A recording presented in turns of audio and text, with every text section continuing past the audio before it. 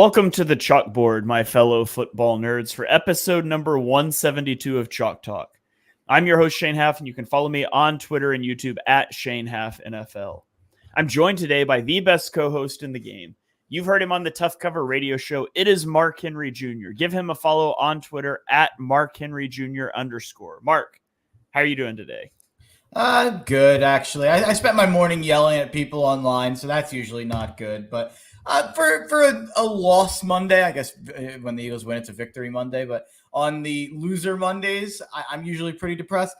And in an Eagles game where there's no Lane Johnson, A.J. Brown, or Devontae Smith, I'm not too down. So happy we're not talking about the Eagles, but excited to talk about the rest of the NFL. Yeah, for the longtime listeners of the show that go way back when like our first 20 minutes of the show was recapping the Eagles game, I'm really happy that we moved away from that format and we're focusing on the NFC East and the rest of the NFL now because I'm not ready to talk about it yet. But I am ready to talk about the rest of the NFL. And so we're going to dive in. And as we always do, we will start with the NFC East games and then we'll throw it around to the rest of the league. Obviously, excluding the dual Monday night games, which, by the way, like, is this just a new thing? Are we doing 2 Monday night games now? I remember it being occasional. I don't remember it happening like this frequently in the past. So it used to be only week 1. Right. And it would be a West Coast game. It would usually be like Chargers, Raiders, and Chris Berman would call it sometimes for ESPN. That used to be how it was done. There was a 7 o'clock game and a 10 o'clock game. Now they just do the 7:30 and the 8:15 to stagger the fourth quarters, I guess. I think it's a great idea. I mean, how many times do we have Monday night football games where we're sitting around tweeting about how much it sucks and how it's 21-0 or how it's 9-0 in the fourth quarter and it's an ugly game or whatever the case may be? I think more than anything, it just gives you 2 chances at having a fun football game to watch. So I'm in on it. I'm in on it. I like it. I know a lot of people don't like it. But that's where I'm at on it. It seems like the first time they did it in the middle of the year was last year. The Eagles played, I believe they played the Vikings, and there was another game on at the same time. Then I think they did it one more time later in the year. I don't know if there's more of these on the schedule going forward, or if this is just kind of an early season thing. I'm all about it. I know next week only has 1. Week 7 has 2. I'm scrolling through the schedule right now, and so far I'm to week 12. There's not any more. So yeah, it looks like week 7 we'll do it again, and then maybe there's no more unless they flex some games. I don't think they can change games when they flex them. Week 15 has a double Monday game, and it looks 13, like that's it. Weeks 13, 16, and 17 are all kind of crazy because of holiday stuff with either Thanksgiving or. Yeah. Don't even look at week 16 and week 17 and get ready for how much football there's going to be for like a 9-day period. Actually, you know what? This is a good time to do it. Why not? We're at the top of the pod. We're going to open the pod with our final thoughts. Let's talk NFL scheduling. I'm going to put that in the podcast description. Final thoughts at 2 minutes. And then final thoughts to open the pod. But for the college football fans out there as well, the college football playoff starts on December 20th. There is an NFL game Thursday, December 19th. There is 1 college football playoff game Friday, the December 20th. There are 3 college football playoff games the 20th or the 21st, rather, on Saturday, along with 2 NFL games that day. Then there's a full NFL Sunday. Then there's Monday Night Football on the 23rd. And then they decided to play Christmas games on Wednesday. And then there's a game on Thursday. And then the college football playoff picks up again that on that Friday. So that like week of time is going to be literally wall to wall insanity football. Save your PTO days, maybe. I don't know if you're working in an industry where you've got to work around the holidays, but it's going to be a crazy. I don't know what spawns that, but it's going to be a crazy holiday season for football. Hot take: it's bad for the game of football. There's competitive things that are bad for it, but one of the things that I've always loved about football is you have a game a week. It's on Sunday. I mean, there's a Thursday night game, a Monday night game, whatever, but it's not watered down to like baseball or basketball where it just feels like there's games every day and you can't possibly keep up with them. I think long term, a little bit of it's fine, Like, it's cool to have a game. It's cool to have games on Thanksgiving when you're sitting around the table with your family and you would really rather not talk about politics. You can tune everyone out and watch football instead. It's nice. It's cool to have like a Christmas Eve game, unless it's on a Tuesday. Like, that's cool. But like at a certain point, we swing too far in the other direction and people are going to just start to not keep up with it all. So be careful, NFL. I agree with that. I definitely agree with that. I have my own feelings that they should stay away from Christmas out of respect to the NBA. It's literally the one day they get, but the NFL doesn't care about the NBA. So that's a whole other thing. I mean, I think they should just stay away from Christmas because it's literally on a Wednesday. Yeah. That's right. All right. Well, that is our final. I'm not even going to ask for final thoughts at the end. I'm just going to outro the podcast there they are. After Sunday Night Football. So there's our final thoughts. Now we're going to dive into the games. And let's start with a game that's been a few days now. Thursday Night Football, though. Dallas at the Giants after back-to-back disastrous home losses.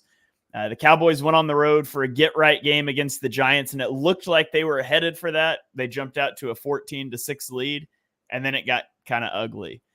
They have 11 penalties for 89 yards. Brandon Aubrey missed a 51-yard field goal with 32 seconds left, which, by the way, we just passed the crown from Justin Tucker to Brandon Aubrey. I meant like the best kicker crown, not the go miss kicks crown, but whatever. Gave the Giants a chance. They obviously didn't come through. The Cowboys win 20-17.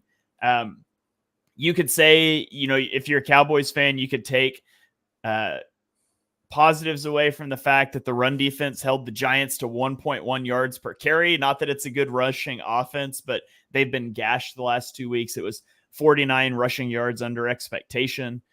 But man, I don't think either team can walk away feeling good about this game because, I mean, the Giants should have won this game. They made some key mistakes. Brian Dable kicks a field goal down 14-9 to turn a one-score game into a one-score game in the third quarter. And then the Giants only cross midfield one time after that. You got, Malik Neighbors looks good, 12 receptions for 115 yards, but Daniel Jones has a horrific underthrow of what should have been a touchdown to him. Just not really a good performance by either team. And they sort of get the mini bye now to get right. The Giants aren't going to get right. The Cowboys get the mini bye here to get right, but I think there's still a lot of reasons for concern in Dallas. Yeah, no, I think there definitely is. They won this game for one reason and one reason only, and it's Dak Prescott.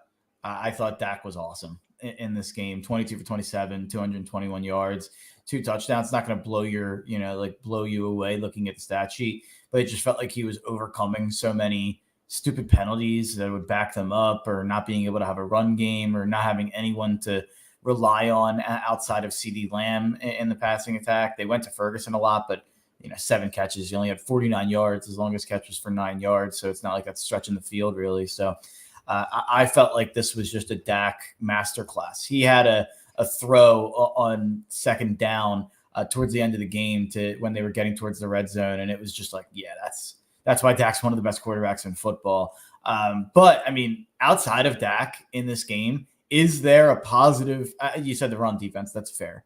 The run defense and Dak Prescott. I don't know if anything else is positive for Dallas coming out of this. Yeah, they still have no rushing attack, which is concerning. They've got, like I said, the run defense was good, but you're playing a bad opponent, so they're just gonna have to do that over the course of a couple of games, I think, before you start to trust it. Yeah, and it's Devin Singletary. He stinks. The Giants' rushing attack stinks. It's probably one of the worst in football. So I'm not really going to – I don't trust it at all, to be honest. I don't think it was noteworthy in terms of going forward. Like, I don't think that they're going to all of a sudden be a good run defense. They have serious problems at linebacker that I don't think you're going to overcome. So, yeah, I think Dallas is probably like an 8 or a 9 win team, 7, 8, 9 win team as long as Dak's healthy.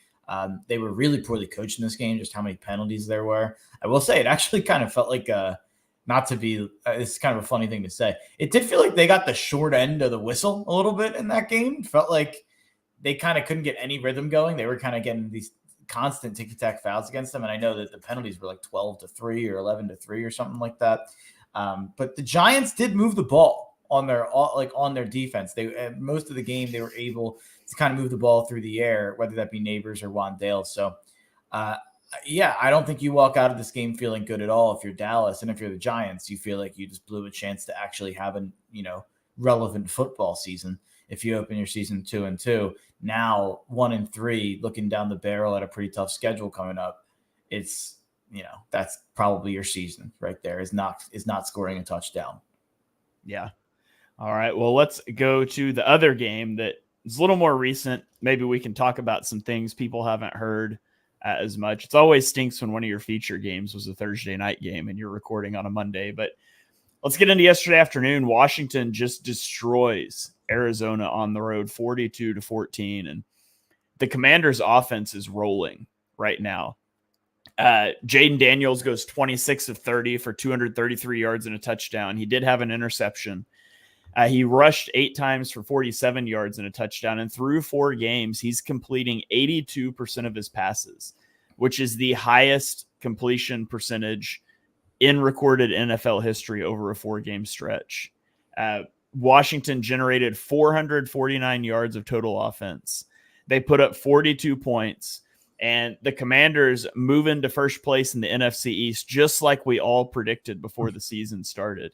And, we've talked about their defense, and their defense is maybe what prevents them from being a serious threat. They sacked Kyler Murray 4 times. They only allowed 3 rushing yards from Murray. The Cardinals only put up 14 points. And so for Washington, I mean, honestly, the question is, how good could this team be? Can they sustain this pace? Like, you expect the offense to come back down to earth a little bit, and you do play 2 pretty good defenses in the next 2 weeks in Cleveland and Baltimore. But if they can get through those games, I mean, I would expect them to go beat Cleveland. And if the offense looks good doing it, and then if they're able to, even if they go lose to the Ravens to fall 4-2, but they look competitive doing it, I mean, are we sitting here in a couple of weeks talking about Washington as a threat to potentially win the NFC East? Yeah, no, I think they're a 9-10-ish win team. And it's actually, at this point, I think we know their offense is going to be good. We know their offense is going to be very good, I think, at this point. I think what we need to find out is what their defense is. And that's probably, if you're a Commanders fan or, whatever, if you're rooting for the Commanders, that's probably the most important takeaway from this game, is that the Cardinals' offense looked broken. I'm choosing to believe that the Cardinals offense has serious problems outside of this game. You look at the last 9 quarters they've played. That's a little bit of cherry picking because you're using the 4th quarter of a game that they did blow out the Rams in. But the last 9 quarters they've played, they've scored 34 points. And you look at yesterday's game, they go right down the field, open the game. I know this was a very popular over, and it did end up getting there with no help of the Cardinals. I know it was sitting up there high at like 50-51, and it cashed to 56. The Cardinals scored right down the field, and then Washington went back and answered, and you're sitting there like, oh, this game's going to be like 45-40.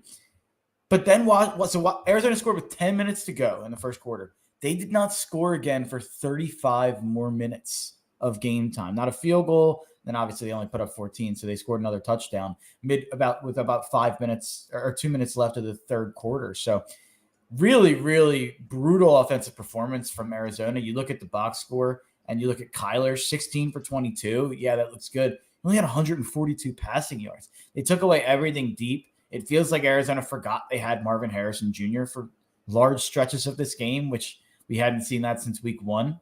But yeah, I'm choosing to believe that I don't think Washington took some big step defensively. I think it's probably more about Arizona having problems on offense.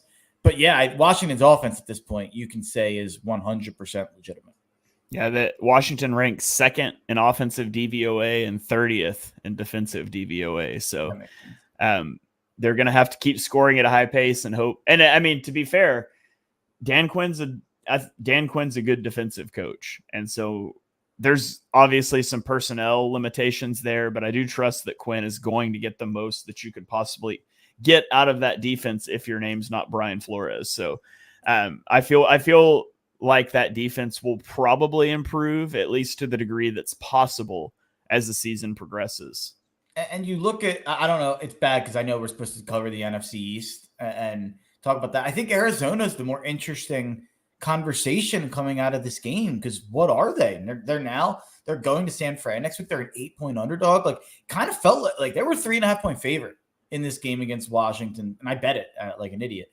But as stupid as Washington just looked so good on Monday Night Football, you'd think that they would have gotten favored in the game. Arizona was favored big. They were favored against the Rams a couple weeks ago. And then now it seems like Vegas has kind of jumped off the ship with them. They ran the crap out of the ball in this game. 181 yards on the ground, 5.7 yards per carry. James Conner had over 100 yards and a touchdown. This is a Cardinals passing offense issue. I don't know. I guess I'll throw it to you on that. Like, what do you think about what's going on with the Cardinals? Is their OC a moron? Because they did a pretty good job in week 2 and week 3, it felt like offensively, or at least the week 2 and then the first half of week 3 offensively. But man, I'm pretty worried about Arizona. Yeah, I mean, Drew Petzing is a guy that we talked about maybe getting head coach offers after last season. And I can't put a finger on what seems off. Kyler seems kind of shaky at times back there. It seems like at certain points they funnel the offense through Marvin Harrison and it goes really well. And then at certain points he's just taken out of the game. Mm-hmm. I really don't know what to make of the Arizona offense so far, because this is a team that early in the year is like they might be pretty good. And now you sit here after a performance like this against a defense that's, like we said, not very good. And I don't know what to make of that. They lost. Kyler lost 27 yards on sacks, took 4 sacks in this game. That's a lot of yards to lose on sacks. And that's a Kyler issue, with him not being able to see over the line. He drops back pretty far. And then if he gets pressured, he tends to go backwards. And that's fun when he runs around and makes a crazy play, but it's not fun when you take what's that per sack? How many yards? Like, that's over like 7. That's 7 yards a sack. 6 3/4. I mean, that's like taking you out of field goal range sometimes. That's taking you, from a 1st and 10 to a 2nd and 17. Like, that ends the drive, it feels like a little bit in some ways. So maybe that's part of the problem. But yeah, Arizona's a team I kind of picked to be the dark horse 7th playoff team. And Washington was staring at me right in the face. I picked Washington to win 8 games, but that should have been Washington, not Arizona, clearly. So, yeah, I'm kind of ready to abandon ship on Arizona. Jonathan Gannon hasn't gotten the defense going yet this year, it feels like. And the offense has serious problems at this point. So I think we might be seeing the last year of whatever regime this is in Arizona. I'm willing to throw that out there at this point. We've got a comment from Anthony here asking, any chance defenses get a book on the Washington offense and slow them down? I think it's certainly a possibility. I mean, Jaden Daniels has the 6th fastest time to throw right now and the 4th lowest average depth of target. So they're a very horizontal offense. That's not to say that he can't hit deep shots, because he's certainly done that. But I think anytime you get a new quarterback, new scheme, there's always a chance that you're unable. I mean, I don't think he's going to complete 82% of his passes on the year. I think eventually defenses are going to start to adjust and take away things that the Commanders are doing right now. It's what's the counterpunch from Cliff Kingsbury, a guy who I have traditionally hated on a lot, that seems to be doing a really good job this year. So what's the counterpunch? What we've seen throughout Cliff's career is that he doesn't have that. Maybe this is turning over a new leaf. So we'll have to see as the season progresses. But I certainly think defenses will start to make adjustments, and it'll all be on what Kingsbury and Daniels are able to do from there. Yeah, maybe he's an OC. Maybe he's not a head coach in one of those guys. But looks like the way this is going, I think he's probably going to end up getting another chance, getting another head coaching job, which is very funny. But before Arizona fires Jonathan Gannon and hires Cliff Kingsbury. That'd be funny. But I was about to ask, like, if they fire Gannon, is he going to be back as the Eagles DC? And then I forgot that we have a blood feud against Jonathan Gannon. Can you imagine Gannon back to Philly, Cliff Kingsbury back to Arizona? I'd sign up right now, by the way. All right, well, let's roll on into the rest of the slate on Sunday, and we'll start off in New Orleans, where the Atlanta Falcons won 26-24, despite not scoring an offensive touchdown. They hit 4 field goals, recovered a muff punt in the end zone, and had a pick 6 and win the game 26-24. I feel like the noteworthy thing about this game is the Falcons get the ball back after New Orleans scored a touchdown with a minute left to take a 1-point lead. Kirk Cousins throws 5 passes. He completed one of them for 5 yards.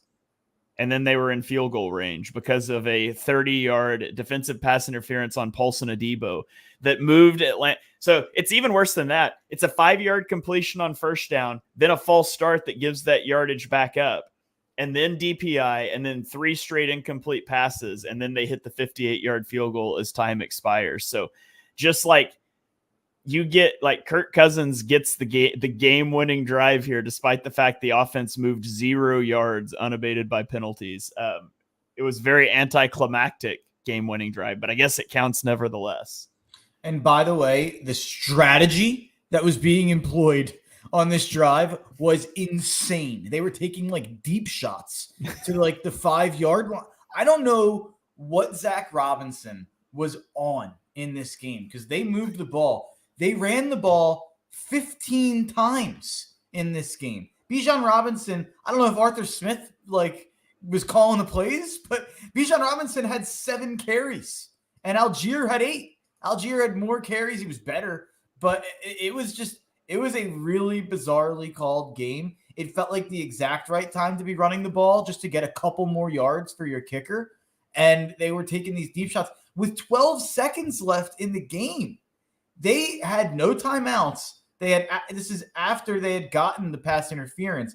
They're sitting on the 40. He throws like a 25-yard out that would have gotten them to the 15 to Darnell Mooney. Darnell Mooney was like diving to catch it. He would have landed in bounds. Paulson Adebo made like a good play and reached out and like batted it away. I guess you'd call it a good play. If Paulson Adebo doesn't bat that ball away, Darnell Mooney catches that ball in bounds, and the clock absolutely runs out before they can kick a field goal. It was 12 seconds left when they started the play. There was 2 seconds, or I think there was like 7 seconds left when they ended the play.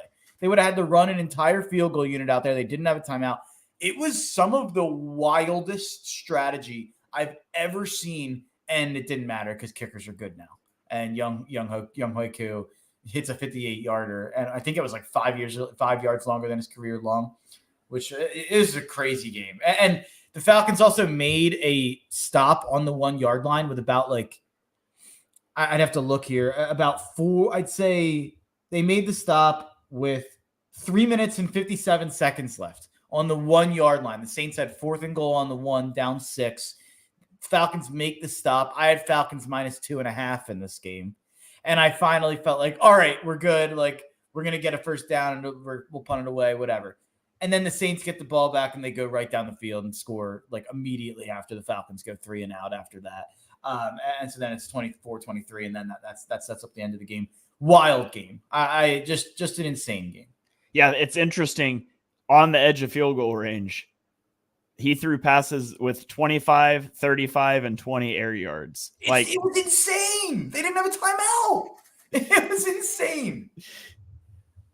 Yeah, it was bizarre. And I'm with you. Like, I might not run it, but I would be trying. I feel like in that situation, I'm trying to throw the 5 to 8 yard middle of the field route and then get on the ball and spike it and set up the field goal attempt. But you're absolutely right. Like, that one pass that Paulson Adebo broke up, I don't think Mooney gets out of bounds if that's completed and the game the game's over.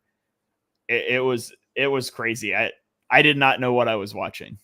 It was insane. It was funny because I was watching from the lens of I had Falcons minus 2.5. So I was hoping for like a breakaway, break-free touchdown so that they take the lead by more than they win the game by 2. So I lose on the hook. It sounds like I've been complaining about gambling. I actually had like the best gambling day of my life in the NFL yesterday, but this was one I lost by the hook. And I was hoping for like a big play. And even I was like, why are they trying to score? Like, why are they trying? Do they not trust Koo? Like, me and my friend were literally like talking it out, like trying to figure out what Zach Robinson was thinking. And it was like trying to figure out what Nick Sirianni's thinking on an hourly basis. It was insane. Maybe he misread the scoreboard. Maybe he just thought they were down 4 or something. It was wild. I couldn't believe it. All right, well, let's keep rolling on. Let's go to Cincinnati at Carolina. The Bengals finally get their first win of the year, 32-24. Joe Burrow had a mostly good performance. He did throw one interception, but the run game operated at a high level with Chase Brown, who, by the way, big fans of in the draft. Chase Brown and Zach Moss combined for 131 yards and 2 touchdowns on 30 carries. For the Panthers, Andy Dalton was 25 of 40 for 220 yards and 2 touchdowns. He did throw an interception. Chuba Hubbard rushed for 104 yards and a touchdown. Deontay Johnson caught a touchdown. Xavier Legette caught his first career touchdown, and Mark was a huge Xavier Legette guy. I thought I was a big Xavier Legette guy until we stacked him on our big board. I was like, holy crap, Mark loves this guy. But Andy Dalton continues to inject life into an offense that just doesn't have it with Bryce Young. Like, I think the big takeaway with Panthers fans is like, yeah, Bryce Young is toast. He's the problem. It's just not going to work. And on the Cincinnati side, Cincinnati's defense continues to be a big problem. Like, they gave up 38 points to Washington last week, who we already talked about. They gave up 375 yards of offense to the Panthers. Like, there is nothing they do well. And then Trey Hendrickson also left this game with an injury, and he's probably the best player on their defense. So Cincinnati gets their first win, but this defense, it's untenable. I struggle to see the Bengals as a serious football team with this defense. Ravens -2.5 at Cincinnati next week, all day long. I love the Ravens to go into Cincy and send them to 1-4 after they finally feel a little bit better about themselves for the win. This defense is broken. They have serious problems. Lou Anarumo, he was like a potential head coach at one point. He might get fired as a DC at this point. They're just doing a terrible job there. The Panthers ran all over them. They do not have a good rushing attack. One of the worst in football. Chuba Hubbard, not a good player. Miles Sanders, not a good player. 5.3 yards per carry. This was the game I was probably focused on least at the 1:00 hour. Bengals offense, I don't have really many concerns about. I said that after last week's game against the Commanders. They lost that game because of the defense, and this game was only close in some way because of the defense. So this game was within a touchdown for most of the fourth quarter. Like, the Panthers had chances to tie this game. So I wouldn't walk out of this game thinking like, all right, Bengals are fixed. We're all good. We're back on track. We're going to be the 0-3 team that makes the playoffs again. I don't think so. All right. Yeah, I don't think so either, by the way. I just don't see it. Let's keep rolling to Los Angeles, where the Chicago Bears pick up a win 24-18 over the Rams. The Bears finally got a run game going this week. DeAndre Swift bounced back from his 13-carry, 20-yard performance last week, had 16 for 93 and a touchdown. He was also the leading receiver with 72 yards through the air. DeAndre Swift had more total yards in week 4 than he had in weeks 1 through 3 combined. And it should probably be concerning for Bears fans that the wide receiver trio of DJ Moore, Keenan Allen, and Rome Odunze combined for 51 yards on the day. Like, that should probably be concerning. But at the end of the day, you get a win. The Rams couldn't overcome being down their top 2 wide receivers. Stop me if you've heard that before about other teams. Stafford completed a high percentage of his passes, but he threw a pick. He took a fumble. He took 3 sacks. He took a fumble. He lost a fumble and took 3 sacks. Los Angeles did outgain Chicago 322-264. They had more first downs, but they could not put up points. And so they miss a field goal. Stafford's turnovers, it all adds up and sinks the Rams. So I think one thing Rams fans should be excited about is Jared Verse, who looks like the real deal. We shouted him out last week on the show. He had 5 pressures in this game, and 4 of them were under 2.5 seconds. So Jared Verse looks legit. Unfortunately, they're just too banged up offensively right now.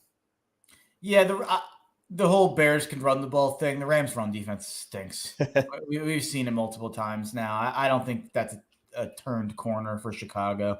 I think it was just a matchup thing. And it's funny because they won this game. I bet on Chicago. I've watched every Bears game pretty closely. You look at this game and you look at the stat sheet for Caleb, 17 for 23, 157 yards, a touchdown, no picks, no turnovers. And you might think like, yeah, not a lot of yards, but he played better. I actually thought that there was like less positive takeaways, and maybe I'm just like the interception apologist at this point, and I'm like apologizing for turnovers. But I actually thought in the last 2 weeks that he did have 2 picks in each game. He had more throws that you could look at and be like, there's Caleb Williams. And there's why we really talked about this guy's a generational prospect and all these things.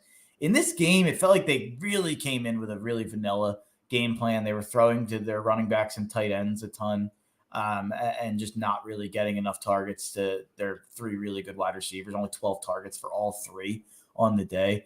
I didn't, it worked out because they ran the ball and they won the game, but pretty disheartening game if you're like hoping for Caleb to kind of bust out and break out a little bit from a statistical standpoint.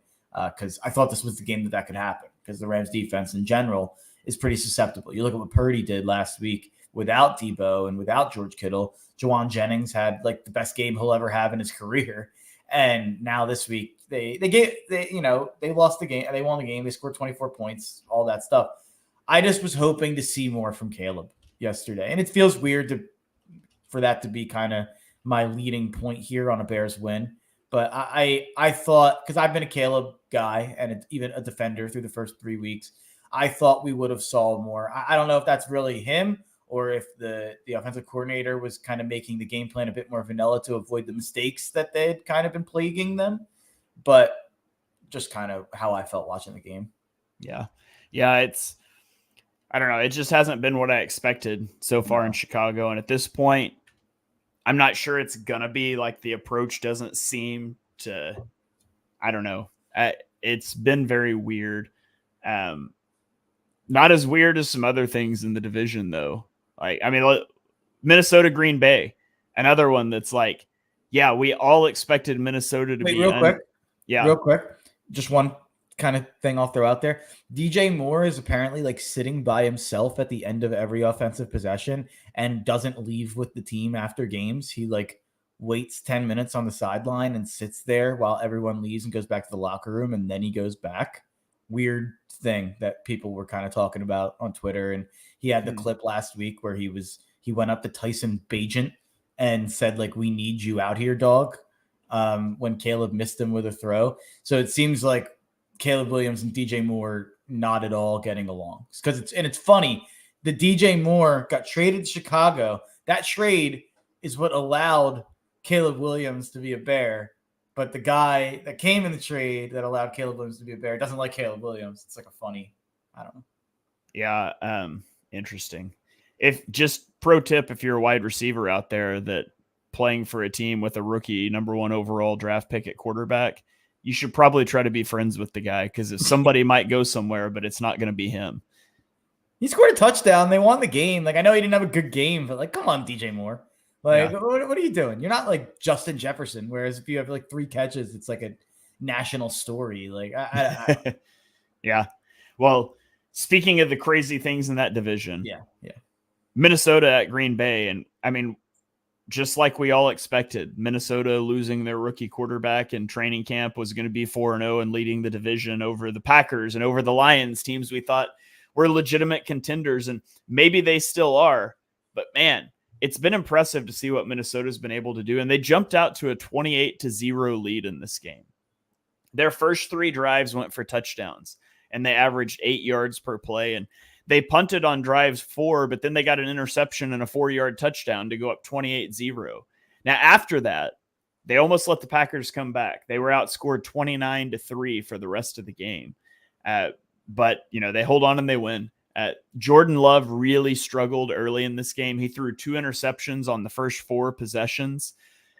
Now, he did get hot in the fourth quarter, and he threw 3 touchdowns as part of that furious comeback effort. He ended the game with career highs in yards at 389, touchdowns with 4, and interceptions with 3. And so, rough game there for Jordan Love coming back. I don't think the Packers need to like freak out. I mean, it's not ideal that you're 2-2 and your starter has played only 2 games and you lost both of them. But still, he's coming back from an injury. You don't play a lot in preseason, all that stuff. You can give all those caveats for the Packers. But I want to talk about the Vikings. Mark, are the Vikings legitimate contenders with Sam Darnold at quarterback? I mean, they have wins over the 49ers, the Texans, and the Packers in the last 3 weeks. Now, they have the Jets and the Lions up next, so I feel like we're going to continue to learn a lot about this team. But if they get through that Jets and Lions stretch, like if they're sitting here at 6-0 in a couple weeks, it'd be a very impressive performance for a team that, again, I can't stress this enough, is starting Sam Darnold at quarterback. Yeah, I mean, Darnold's playing way better than I think anyone thought he could. And KOC is the head coach of the year by far. Kevin O'Connell, who I've been really high on for years here and think he's one of the best coaches in football. I will say the Packers had 3 picks, a fumble, and 2 missed field goals in this game.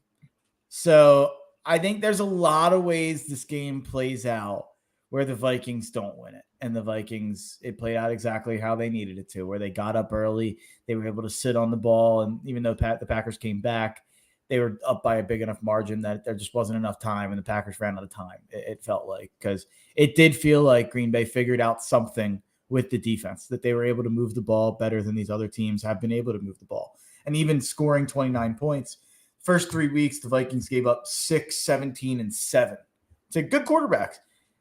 I said last week that I don't think this defense, the defensive performance, is sustainable for the talent that's on the field. And I think what Flores is doing is downright wizardry. Like, I can't even imagine. I think this might be the best job I've ever seen a defensive coordinator do for a football team, given how low my opinion is of the talent on the roster. It's incredible. I do think Green Bay figured it out a bit in the second half, and I think that they probably put some tape out there for teams to figure it out. Now, they turned it over a couple times in that midst of figuring it out, and maybe that's what happens. But I refuse to believe that the Vikings defense can continue doing what they were doing for the first 3 games in the first half of this game. That's kind of the X factor, because I think that they are going to need the defense to be good or to be extremely good. And I just can't buy it. It's actually not even about Sam Darnold. It's actually about the defense. And I just think this can't be sustainable. Yeah, we saw the defense fade last year, like you mentioned, and we'll see. It feels like writing that is unsustainable. I don't know. We'll see. We'll see how it goes. So my answer would be no. I don't think they're a Super Bowl contender. They'll be in the playoffs now, 4-0. They could win that division potentially. I probably would still lean Detroit, but they could absolutely win that division. They will be in the playoffs, but I close my eyes. I can't picture them in the Super Bowl. So, yeah. All right. Well, let's go to Jacksonville, where Houston beats the Jags 24-20. They dropped the Jags to 0-4. Houston scored on 3 of their 4 first half possessions. Then they had back-to-back 3-and-outs to start the second half and 5 consecutive drives ending in punts. Then they get the ball down 4 with under 3 minutes left, and they went on a 9-play, 69-yard touchdown drive to win the game. Or down 3. I said down 4. They won by 4, so it had to be down 3, I think. Mm-hmm. I might have written that down wrong. Anyways, the Jags let another one get away. Yeah, it's 3. They had it because I wrote down on the next line, they had a 3-point lead. So typoing all over the place here, but they had a 3-point lead in the ball with 3:51 left. And they went 3-and-out and only took 46 seconds off the clock, throwing back-to-back incompletions, stopping the clock, giving the Texans time. And then the Texans answer, and CJ Stroud goes on the money drive and wins the game. And Nico Collins had a monster day in this one. He had 151 yards and 1 touchdown on 12 receptions. Nico Collins is currently on pace for a 2,000-yard season through 4 games. It is insane, the connection that he has had with CJ Stroud. So what's your takeaway here for the Texans, for the Jaguars? Obviously, there's a lot of negative takeaways for the Jaguars, but what are your thoughts after this one? Did you see Doug's press conference? No, I didn't. Oh, man. You got to feel bad for the guy. I do think he's like genuinely a good dude. But someone just asked him how he felt about his job security. And he went, That's a weird question, but okay. It's like, really? You're 0-4. I feel like I remember that same response from an Eagles press conference with Doug. I had the same feeling. I would have to go and find it. It felt like deja vu for sure from 2020. But yeah, it's a shame. You got to feel bad for Doug. But I would actually say, I know Houston won it. I feel like I'm taking a lot of the angles like this team won, but here's why you should be concerned. Maybe that's stupid to do, but Houston, they can't run the ball. And I know Joe Mixon wasn't out there today. Joe Mixon was there in week 2. And you look at each game so far this year. In week 2, in week 1, the Texans ran all over the field. It's why they won the football game in week 1 with Joe Mixon going nuts. Week 2, they ran for 3.4 yards per carry. Last week, they ran for 2.5 yards per carry. This week, Houston ran for 3.9 yards per carry, but they ran it 26 times. Like that's actually benefited by Stroud having 6 yards per carry, if you look into it. So they just cannot run the football right now, Houston, and it's hurting their offense from being as potentially, really good as I think it could be. You look at the last 3 weeks, 19, 7, and 24 points, and 24 decent, but if they could run the ball, that would have been a lot better, because I thought Stroud was mostly really awesome in this game. Might have been the best quarterback performance of the day. I'd have to go back and look at it. Jaden Daniels was really good as well. I'd have to look at it, but Stroud was so in control of this game, even when they were losing. It felt like he was just making big plays every time they needed one. Nico Collins, man, I mean, how many receivers are better right now than Nico Collins? I missed, I think, the week 2 episode, and you said you talked about that. And at that point, you asked me what Nico Collins, the top blank receiver. And I think I said probably fringe top 10. I think we're at the point where he's fringe top 5 for sure. Yeah. And you get into so much too of like, so much of thriving as a receiver is being in the right situation and having that connection with the quarterback, because in a different situation, is he putting up these stats? Maybe not. There's so much in football that we have to contextualize, and that's hard to do. It's hard to remember as you look at it, but he's certainly on the same page with CJ Stroud, and they continue to put up huge numbers week after week. Yeah, I mean, 15 targets in this game. There was one drive, he caught a touchdown, but it was out of bounds. They threw him another, but there was a flag. And then they were just like, all right, we're going to get him a touchdown. And they got him a touchdown anyway. Like, it just felt like that possession was like CJ Stroud and Nico Collins got together on the sideline. They're like, we're going to score a touchdown together. We'll make it up to you. We'll get it. Even if it doesn't work the first couple times, we'll make sure of it. But yeah, I mean, heartbreaking loss for Jacksonville. They were kind of like winning for most of the game.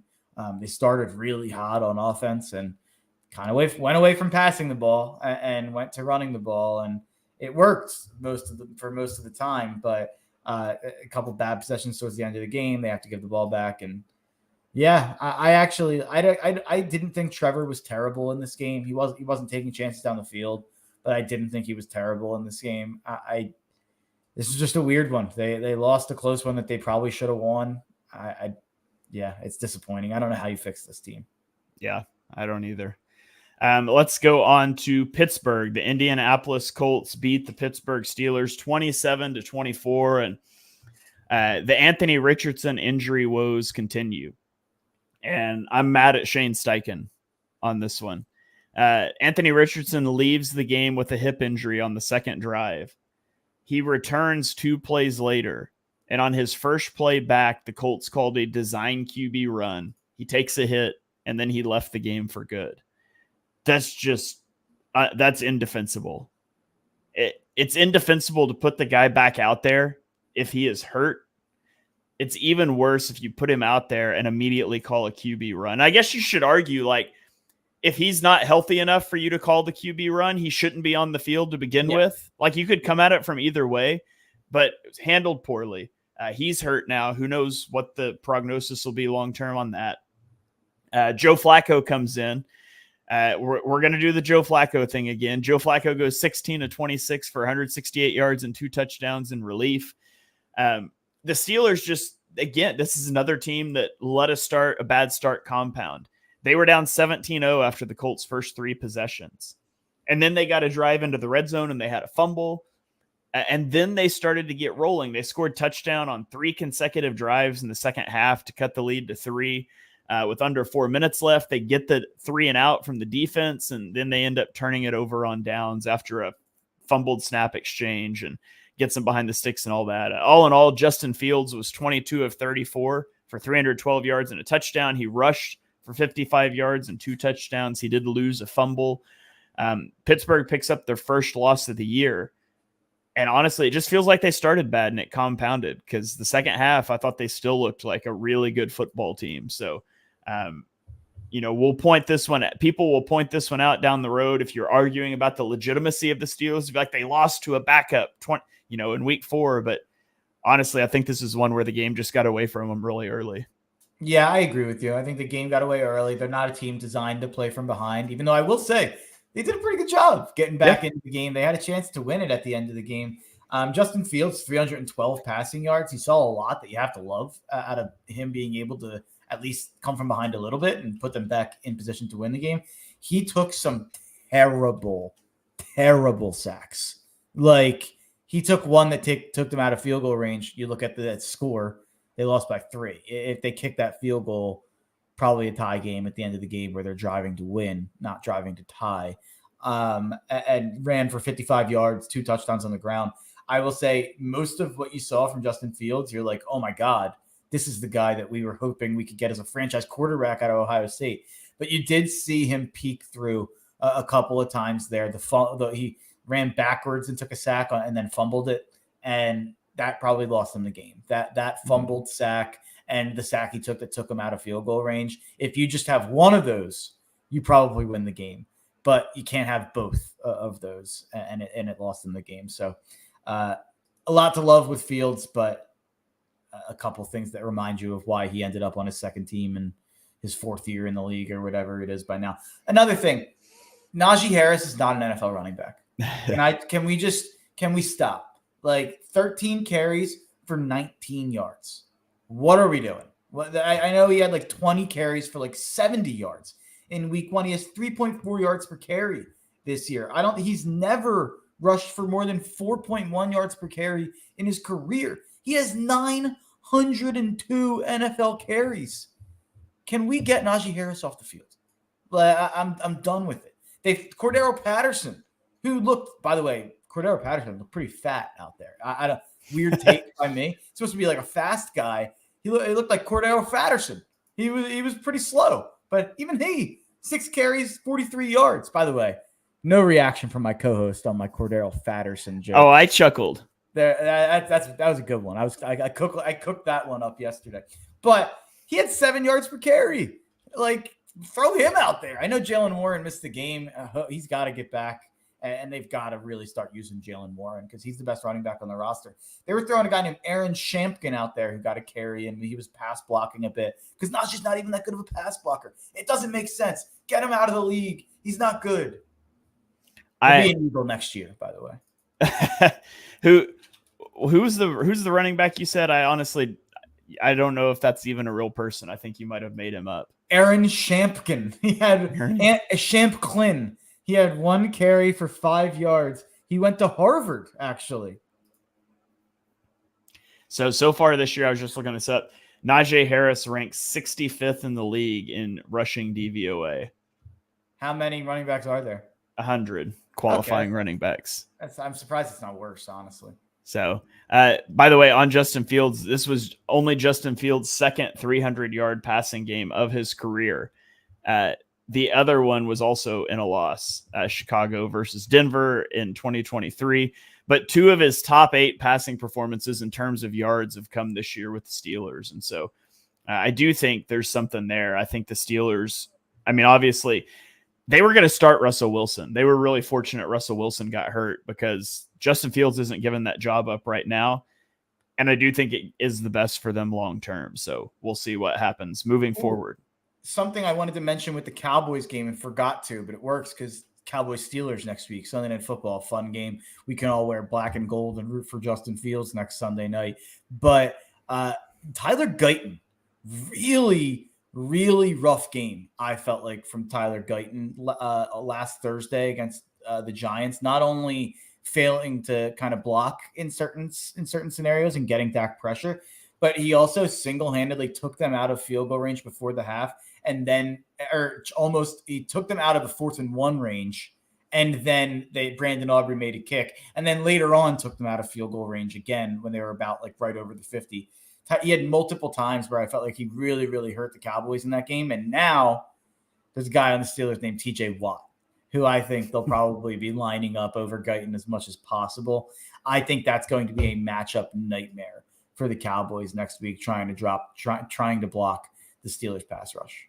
Yeah, absolutely. We got a comment coming in on YouTube here that says, this has been such a weird season because after 4 weeks, I still feel like we know so little. Especially I kind of the NFC. Yeah, for sure. I kind of feel like we do that a bit every year. It's like we're a quarter of the way through the season. It's like, what have you learned? It's like, I don't know. Let's get on to our final game in the early slate. We've got the Denver Broncos at the New York Jets. Man, what a sloppy game. Denver wins 10-9. It was the 11th drive before someone got a first down not produced by a penalty. Bo Nix was 7. Listen to this. Bo Nix was 7 of 15 for -7 passing yards at halftime. He was averaging -1 yards per completion. They won the game with 20 passing yards on 25 passing, or 60 passing yards on 25 passing attempts. Aaron Rodgers took 5 sacks. He was only 24 of 42 passing. The Packers turned a 1st and goal at the 1 into a field goal after they got stuffed on 2 plays. Threw an incomplete pass on 3rd and goal at the 1. Then false started when they lined up to go for it on 4th and 1. When you limit your opponent to 186 yards, you expect to win a game. And the Jets just could not get it done at home. And to be honest, nobody wanted to win this game. In the final 2 minutes, there was a turnover on downs from the Jets, followed by a missed field goal by the Broncos, followed by a missed field goal by the Jets, all in the final 2 minutes of a 1-point game. Just a sloppy game. Maybe you should say both defenses were really good, but kind of feels like both teams just deserved to lose. I had Denver Broncos plus 8.5 as one of my biggest bets of the day. And I also sprinkled on Denver Broncos money line. And I tweeted it out a couple days ago. I like Denver to win this game outright. I just think this Jets offense has serious problems. And I don't know if they're fixable, especially with Nathaniel Hackett at the helm calling the plays. Bo Nix was, I believe he was, I don't know if you said this, I was looking for the stat, so I was zoning out a little bit. I think he was 7 for 14 for -7 yards at halftime. 7 of 15 for -7 yards. Yeah. -1 yards per completion at halftime. It's unbelievable stuff. I will say Denver ran the ball really well in this game. Javonte Williams, who was a guy I came into the year really high on. I thought Javonte Williams was going to have a big year for fantasy. Finally kind of looked like the guy he looked like towards the end of last year. I know he had an injury going into last year. It was really bad to start the year. Finished the year well. 16 carries for 77 yards yesterday, about 5 yards per carry almost. Then Jaleel McLaughlin had about 5 yards per carry as well. They really ran the ball well, and that's the only reason that Denver won this game, or the only reason that the offense allowed them to win this game. The defense, like, people are going to look at this and be like, man, the Broncos defense is really good. And I think they had a really good game plan coming into this game. They kind of just, Patrick Surtain right now is the best corner in football. I know we kind of like trade that between Sauce Gardner and others. If you look at the receivers, Surtain has shut down to start this year. Garrett Wilson, just add another one to the list there. 5 catches for 41, but I think a couple of those were not while he was getting covered by Surtain. They basically were like, let's just have Surtain take Garrett Wilson out. We're going to load the box on Breece Hall. And Aaron Rodgers doesn't have the mobility to beat us outside the box and doesn't trust anyone else other than Wilson and Hall in the lineup enough to beat us. And that's what happened. They played directly into what the Broncos' game plan was. Breece Hall, it might be time to have a conversation about Breece Hall, a guy who was going top 5 in fantasy. He's got 174 yards and 2 touchdowns, 3.1 yards per carry, hasn't eclipsed 63. He has 62 yards as a season high in 4 games so far. Part of what was supposed to be so good about the Jets and why I thought, Aaron Rodgers just has to manage the game was because I thought not only do they have a great defense, but they have a great running game. I guess not. 10 carries for 4 yards. Like, they have serious problems on offense, whether it be their running game's not as good as we thought. Maybe Rodgers, not great in the pocket, took 5 sacks for 41 yards in this game. And then, do they have a second guy that scares anyone? Mike Williams and Lazard had made a couple plays in this game, but man, it's not looking good for the Jets. I thought, you look at the schedule before. I always look at week 5 before week 4, just take a look at what's upcoming. And I saw Jets Vikings in London, and I was like, I'll probably be on the Jets because I'm skeptical on the Vikings, and I've been kind of supportive of the Jets defense all year. But now, I don't know how I belly up to the bar and place that bet, Jets plus 2.5 against the Vikings in London. I don't feel great about the Jets in that game, so maybe the Vikings get to 5-0. But I think this game is so much more about the Jets than it is the Broncos. I don't know what this Jets offense does to fix itself. Yeah, I'm not sure either, because you just expected more, or maybe you didn't, because we had concerns about Rodgers coming off of the injury and things, and I think he's looked good at times, and this obviously wasn't one of those games. But it's got to be frustrating as a Jets fan to have felt so all in on the Aaron Rodgers experience, and it to end the way it did last year in week 1, and for it to look like this in year 2. It's definitely got to be concerning. Yeah, I totally agree. Yeah. All right, let's keep rolling here. Let's get into the Sunday afternoon slate. We've got 4 games left. You would think with 2 Monday night games, we might, get done a little quicker, but that's not how this podcast ever rolls. So let's dive into it. 49ers at Patriots. 49ers bounce back from back-to-back road losses with a win 30-13. It still wasn't perfect. They had an opening 90-yard drive that ended in a field goal. They had a turnover that they got at the 30 that also ended in a field goal, but it was a big step in the right direction. Brock Purdy didn't even play particularly well, I didn't think, but he put up 288 yards and a touchdown with an interception. Jordan Mason continues to play well. He had 123 yards and a touchdown on the ground. He had 37 receiving yards. Here's a fun stat for you, Mark. Jordan Mason's 447 rushing yards in the first 4 games is the second most in franchise history. Do you know who the most is? I don't.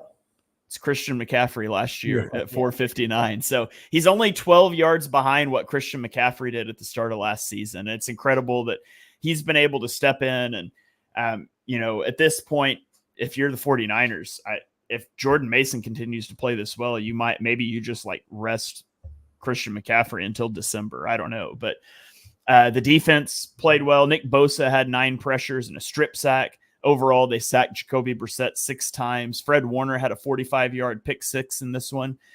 He did leave the game with an ankle injury, though, so that's worth monitoring as the 49ers continue to lose guys to injuries. What were your thoughts on this one? Honestly, I wasn't too plugged in on this game, so what I'm going to do instead of that is I am going to give you what I think, this upcoming schedule for the 49ers. They should win this week. They're playing Arizona at home. They're a big favorite. After that, it is brutal. They go at Seattle, Kansas City at home, Dallas at home, at Tampa Bay, Seattle, at Green Bay, at Buffalo, at Chicago, the Rams. And it softens up a bit at Chicago, but that that's 7-game run, Seahawks, Niners, Dallas, Bucks, Seahawks again, Packers, Bills, that's a pretty brutal run. I think we're going to find out a lot about this 49ers team even before they get some of those pieces back. So I don't know if they'll be able to rest Christian McCaffrey until December or whatever it is, because Jordan Mason has all those rushing yards, but he's not a factor in the passing game and a threat in the passing game the way McCaffrey is. So I think ultimately that caught up to them a little bit last week, but I think it'll catch up to them more against some of these better offenses. Yeah. All right. Well, let's get to Kansas City at Los Angeles. The Chargers, I guess I should say. Travis Kelce finally showed up in this game, Mark. He's alive. 7 receptions for 89 yards. It more than doubled his season yardage. Now, they were forced to lean on Kelce after Rashid Rice left the game in the first quarter with an injury. Ironically, it was on a tackle by Patrick Mahomes after an interception. all we really know at this point is after the game, Andy Reid said, quote, "It's not good." There's fears of an ACL tear. He was going to have an MRI today. I'm sure by the time you listen to this, that news will be out. But Time is it out? No, not that news. Ian Rappaport just tweeted, the Jets situation with Hassan Reddick still has no resolution, and some wondered if the Jets could trade him back to the Eagles. Turns out, per NFL rules, not possible. Teams can't trade a player, then reacquire him via trade until 2 years elapse. That seems kind of crazy, actually, that for 2 years you can't trade back. But I guess maybe that's in place to like keep you from like, hey, we're out of the playoffs. We'll trade you this guy for a 4th round pick, and then you send him back or something. I don't know. Yeah, no, I think that there's probably reasons for it, but that absolutely means Howie tried to do it, right? Absolutely. Yeah, it absolutely means Howie called. Maybe even had to look up the rules and say, yeah, that's funny. That's absolutely what happened. Yeah. That's great. I'm definitely. I had to stop you because I didn't want to lose that thought. Yeah. So the Chiefs go to 4-0, but if they really did lose Rashee Rice for the rest of the season, that would be devastating. I mean, they already lost Hollywood Brown in the preseason. They lost Isaiah Pacheco in week 2. Injuries continue to mount for the Chiefs too. And Justin Herbert in this game on the Chargers side, he was up in the air with an ankle injury, but he played. And they were missing both offensive tackles. So you could argue if that was a good idea, but he started out well, going 7 of 7 in the first quarter with a touchdown, but he only went 9 of 20 after that. And there was a time period from like the 6-minute mark of the first quarter until the early 4th quarter where they only got 2 first downs. So rough game for the Chargers, rough game for the Chiefs. The Chiefs do get the win, and Patrick Mahomes improved to 13-12 in games where the Chiefs have trailed by double digits. He is the only quarterback in NFL history with a winning record in those circumstances. Just for context, Tom Brady was 36-61 in such games. So there's another insane Patrick Mahomes stat for you, Mark. I know you collect those. What were your thoughts on this game? I think did he break the record of, was it last week or this week that he broke the record of most wins in their first 100 games, and he did it in his first 98 or something? I know that just happened as well, either this week or last week. I'm not worried about the Chiefs offense at all. People are like throwing that out there. He had a bad pick. I know Rashee Rice got hurt.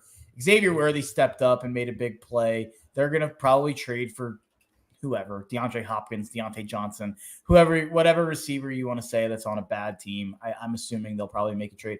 I actually liked how Kareem Hunt looked. They had him before way back, and he's been out of the league, so he was terrible last season when he did play. But Samaje Perine and Carson Steele were not getting the job done out there, and it was making my Isaiah Pacheco is just a guy and anybody could be the running back for them take look bad.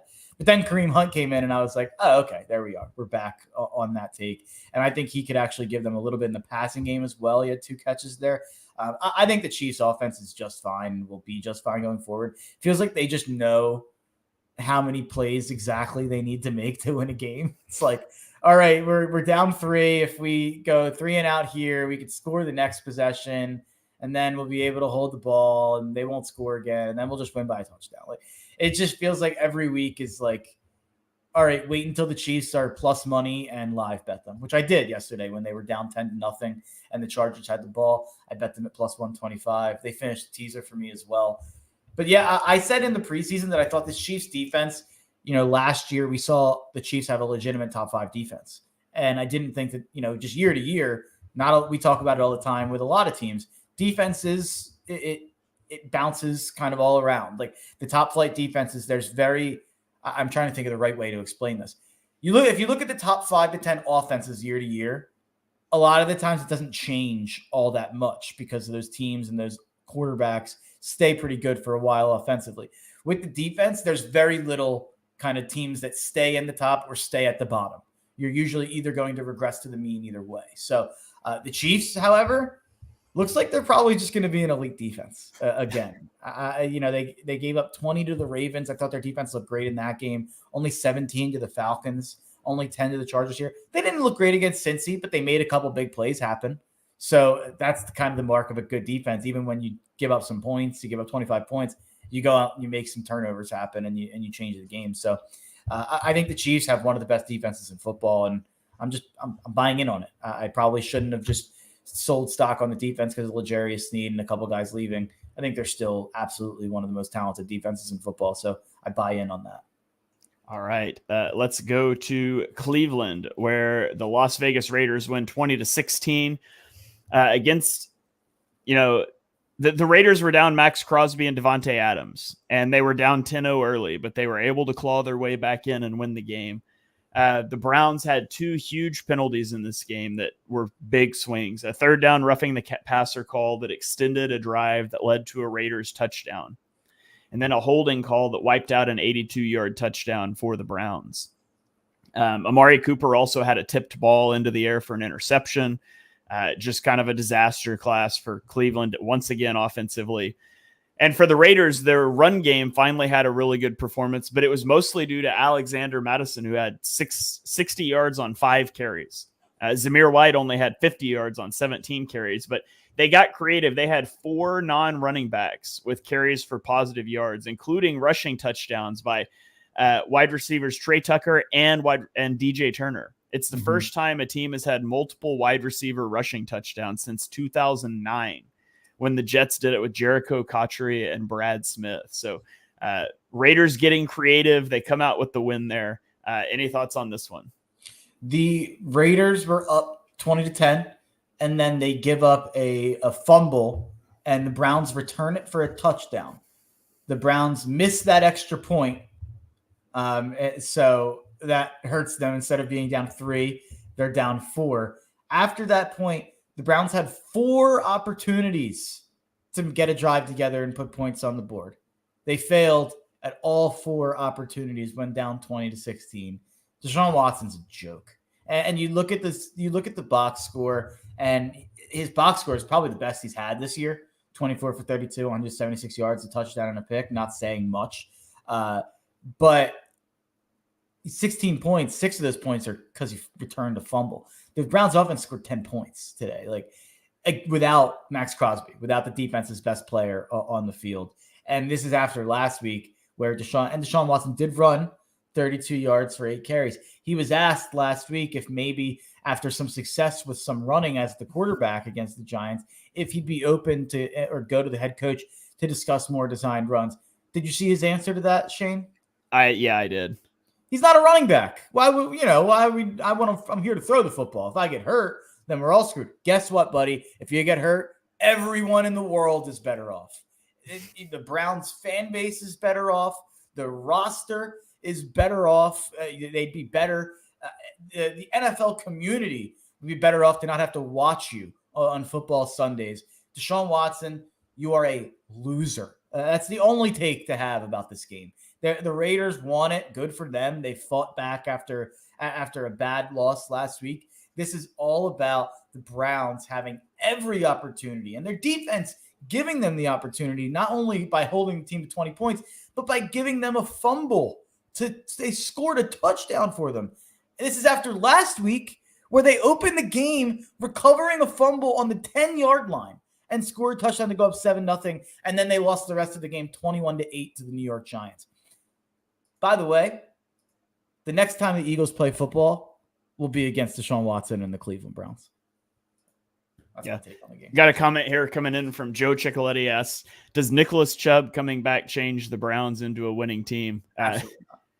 I actually did not know his first name was Nicholas. I feel like Nick Chubb is one thing. If it's Nicholas Chubb, I feel like we needed the third or something after it. So yeah. It needs to be like Nicholas Chubb the third. And they ran the ball well here. Jerome Ford, 10 carries, 58 yards. Like, that's not the problem. Jameis Winston being the quarterback might help things out a little bit, but absolutely. They'd be a 500 or better team if Jameis Winston was the quarterback. All right, let's get into the last game. Sunday Night Football. Baltimore just dismantles Buffalo 35-10.